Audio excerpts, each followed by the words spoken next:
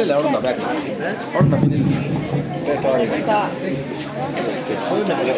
ಅಸ್ಸಲಾಮು ಅಲೈಕುಂ ವರಹಮತುಲ್ಲಾಹಿ ವಬರಕಾತುಹು. ಬಿಸ್ಮಿಲ್ಲಾಹ್ ವಲ್ಹಮ್ದುಲಿಲ್ಲಾಹ್ ವಸ್ಸಲಾತು ವಸ್ಸಲಾಮು ಅಲಾ ಅಶ್ರಫಿಲ್ ಮುರ್ಸಲೀನ್ ವ ಅಲಾ ಆಲಿಹಿ ವಸ್ಸಹಬಿಹಿ ಅಜ್ಮഈನ್. ಅಮ್ಮಾ ಬಅದ್. ಗೌರವಾನ್ವಿತ ಸಭಾಧ್ಯಕ್ಷರೇ, ಇಲ್ಲಿ ನೆರೆದ ಸಭಿಕರೇ, ಘನವೆಂದ ಗುರುಹಿರಿಯರೇ ಹಾಗೂ ನನ್ನ ಪ್ರೀತಿಯ ಸ್ನೇಹಿತರೇ, ಜಗತ್ತಿನಾದ್ಯಂತ ಪುಣ್ಯ ಪ್ರವಾದಿ ಸಲ್ಲಲ್ಲಾಹು ಅಲೈಹಿ ವಸಲ್ಲಂ ಸಂದೇಶವನ್ನು ಮೆಲುಕು ಹಾಕುತ್ತಿರುವ ಈ ಸಂದರ್ಭದಲ್ಲಿ ಉತ್ತಮ ರಾಷ್ಟ್ರ ನಿರ್ಮಾಣಕ್ಕೆ ಪ್ರವಾದಿ ಸಂದೇಶಗಳು ಎಂಬ ವಿಷಯದಲ್ಲಿ ಕೆಲವು ಮಾತುಗಳನ್ನು ಆಡಲು ಬಯಸುತ್ತೇನೆ. ಸರ್ವಶಕ್ತನಾದ ಅಲ್ಲಾಹನ ಅನುಗ್ರಹಿಸಲಿ, ಆಮೀನ್. ಲೋಕ ಪ್ರವಾದಿ ಸಲ್ಲಲ್ಲಾಹು ಅಲೈಹಿ ವಸಲ್ಲಂ ಒಬ್ಬ ಪರಿಪೂರ್ಣ ಮಾನವರಾಗಿದ್ದಾರೆ. ಮಾನವ ಜೀವನದ ಸರ್ವದಲ ಸ್ಪರ್ಶಿಯಾಗಿ ಪ್ರವಾದಿ ಸಲ್ಲಲ್ಲಾಹು ಅಲೈಹಿ ವಸಲ್ಲಂ ಸಂದೇಶವನ್ನು ನಮಗೆ ಕಾಣಬಹುದಾಗಿದೆ.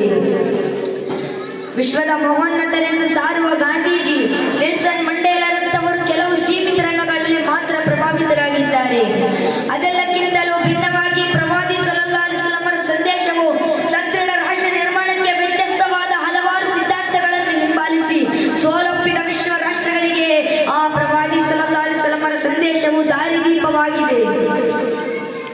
ಮಾನವೀಯತೆಯ ಸರ್ವ ಅಂಶಗಳು ಬತ್ತಿ ಹೋಗಿ ಅಮಾನವೀಯತೆಯ ಮೃಗೀಯತೆಯ ಮುಗಿಲು ಮುಟ್ಟಿದ ಮಕ್ಕಾ ಸನ್ನಿವೇಶವು ಇಂದಿಗೂ ಕಂಡರಿಯದ ಉದಾತ್ತವಾದ ಸಂಸ್ಕೃತಿ ಉಳ್ಳ ಸಮೂಹವಾಗಿ ಮಾಡಲು ಆ ಪ್ರವಾದಿ ಸಲ್ಲಲ್ಲಾಹು ಅಲೈಹಿ ವಸಲ್ಲಂ ಸಂದೇಶಕ್ಕೆ ಸಾಧ್ಯವಾಗಿದ್ದರೆ, ಗ್ರಾಮಗಳಿಂದ ಅಂತಾರಾಷ್ಟ್ರೀಯ ರಂಗದವರೆಗಿನ ಸರ್ವ ಸಮಸ್ಯೆಗಳಿಗೂ ಆ ಪ್ರವಾದಿ ಸಲ್ಲಲ್ಲಾಹು ಅಲೈಹಿ ವಸಲ್ಲಂ ಸಂದೇಶವು ಪರಿಹಾರವಾಗಿದೆ.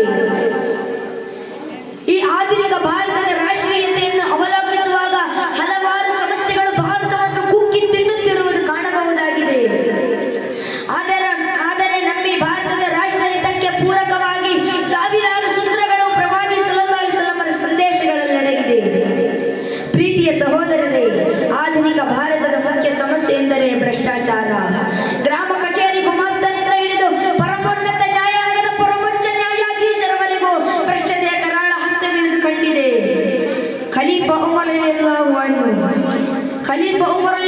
ಅನ್ಹು ಪ್ರವಾದಿ ಸಲ್ಲಲ್ಲಾಹು ಅಲೈಹಿ ವಸಲ್ಲಂ ಪಾಠಶಾಲೆಯಲ್ಲಿ ತರಬೇತಿ ಪಡೆದ ವಿಶಾಲವಾದ ಇಸ್ಲಾಮೀ ಸಾಮ್ರಾಜ್ಯದ ಆಡಳಿತ ವಹಿಸಿದ ಮಹಾನ್ ಒಮ್ಮೆ ದಷ್ಟಪುಷ್ಟವಾಗಿ ಬೆಳೆದಿದ್ದ ಒಂದು ಒಂಟೆ ತನ್ನ ಮಗ ಅಬ್ದುಲ್ಲಾ ರಲಿಯಲ್ಲಾಹು ಅನ್ಹುರವರದನ್ನು ತಿಳಿದಾಗ ಬೆಚ್ಚಿಬಿದ್ದರು.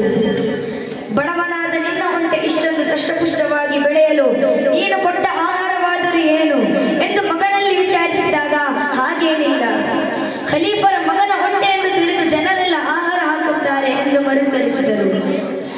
ಆಗ ಖಲೀಫಾ ಉಮರ್ ರಲಿಯಲ್ಲಾಹು ಅನ್ಹು ಮರುತ್ತರ, ಸರಿ, ಜನರು ಪೋಷಿಸಿದ್ದು ರಾಷ್ಟ್ರಕ್ಕೆ ಸೇರಿದ್ದು, ಆದ್ದರಿಂದ ನೀನಿದನ್ನು ಮಾರಿಕೊಂಡು ಎಷ್ಟು ಹಣ ಕೊಟ್ಟು ನೀನಿದನ್ನು ಖರೀದಿಸಿದೆಯೋ ಅದನ್ನು ಮಾತ್ರ ತೆಗೆದುಕೊಂಡು ಉಳಿದದ್ದನ್ನೆಲ್ಲ ರಾಷ್ಟ್ರದ ಖಜಾನೆಗೆ ಸಮರ್ಪಿಸಬೇಕು. ಇದು ಖಲೀಫಾ ಉಮರ್ ರಲಿಯಲ್ಲಾಹು ಅನ್ಹು ತನ್ನ ಮಗನಿಗೆ ನೀಡಿದ ತೀರ್ಪು.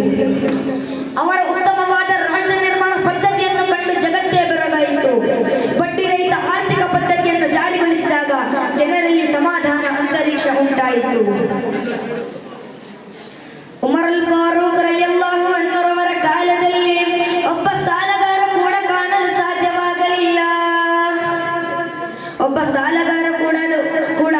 ಸಾಧ್ಯವಾಗಲಿಲ್ಲ. ಬಡ್ಡಿ ಪಡೆಯದಿದ್ದರೆ ಜೀವನ ಮಾರ್ಗ ಮುಂದೆ ಸಾಗುವುದು ಹೇಗೆ ಎಂದು ಭಯಪಡುವವರಿಗೆ ಇದು ದಿಟ್ಟ ಉತ್ತರವಾಗಿತ್ತು. ಆದ್ದರಿಂದಲೇ ಜಗತ್ತು ಕಂಡ ಮಹೋನ್ನತರು ಉಮರ್ ಅಲ್ ಫಾರೂಕ್ ರಲಿಯಲ್ಲಾಹು ಅನ್ಹುರವರ ಆಡಳಿತ ಪದ್ಧತಿಯನ್ನು ನಮ್ಮ ರಾಜ್ಯದಲ್ಲೂ ಜಾರಿಗೊಳಿಸಬೇಕು ಎಂದು ಆಗ್ರಹ ವ್ಯಕ್ತಪಡಿಸಿದ್ದು. ಅದಾಗಿದೆ ಗಾಂಧೀಜಿಯು, ಅರವಿಂದ್ ಕೇಜ್ರಿವಾಲ್ ರಂತಹ ರಾಷ್ಟ್ರ ನೇತಾರರು ಆಸೆಪಟ್ಟದ್ದು. ಇಸ್ಲಾಮಿನ ನೈಜ ನೀತಿ ನಿಯಮ ಸಂಹಿತೆಯನ್ನು ಜಾರಿಗೊಳಿಸಿದರೆ ಒಂದು ಉತ್ತಮ ರಾಷ್ಟ್ರ ಸುಗಮವಾಗುವುದರಲ್ಲಿ ಯಾವುದೇ ಸಂಶಯವಿಲ್ಲ. ಐದನೇ ಖಲೀಫಾ ಉಮರ್ ಇಬ್ನ್ ಅಬ್ದುಲ್ ಅಜೀಜ್ ರಲಿಯಲ್ಲಾಹು ಅನ್ಹುರವರ ಕಾಲದಲ್ಲಿ ಒಂದೇ ಸ್ಥಳದಲ್ಲಿ ಮೇಕೆಯನ್ನು ಮತ್ತು ತೋಳವನ್ನು ಕಾಣಬಹುದಾಗಿದೆ. ಅಂದರೆ ಅಷ್ಟಕ್ಕೂ ಅಲ್ಲಿ ಸಹೋದರಿಯತೆ ನೆಲೆಯೂರಿತ್ತು. ಭ್ರಷ್ಟಾಚಾರಕ್ಕೆ, ಅನೀತಿಗೆ, ಅಕ್ರಮಕ್ಕೆ ಅಲ್ಲಿ ಯಾವುದೇ ರೀತಿಯ ಬೆಲೆ ಇರಲಿಲ್ಲ. ಆದ್ದರಿಂದಲೇ ಇಸ್ಲಾಮಿನ ರಾಷ್ಟ್ರ ನಿರ್ಮಾಣ ಸಂಹಿತೆಯನ್ನು ಜಾರಿಗೊಳಿಸಿದರೆ ಒಂದು ಉತ್ತಮ ರಾಷ್ಟ್ರ ಸುಗಮವಾಗಬಹುದು. ಸದೃಢವಾದ ರಾಷ್ಟ್ರ ನಿರ್ಮಾಣಕ್ಕೆ ಪ್ರವಾದಿ